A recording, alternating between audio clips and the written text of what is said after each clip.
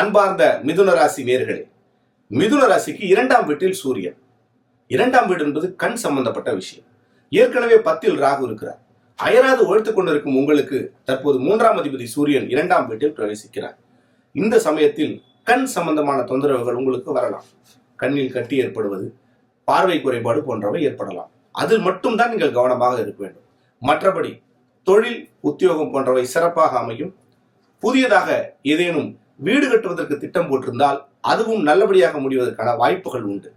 ஆடி மாதத்தை பொறுத்தவரை மிதுன ராசிக்கு அமர்க்கலமான மாதம். குடும்பங்கள் ஒன்று சேரும் மாதம்.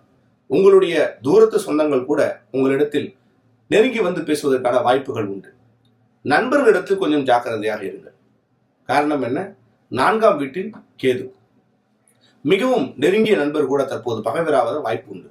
இந்த ஒரு மாதம் மட்டும் சற்று நிதானத்தை கடைபிடியுங்கள். சாப்பிடுகின்ற உணவு விஷயத்தில் சற்று கவனமாக இருங்கள். ஜீரண பிரச்சனை ஏற்படலாம். மற்றபடி இந்த ஆடி மாதம் உங்களுக்கு சிறப்பான மாதமாகத்தான் அமையும்.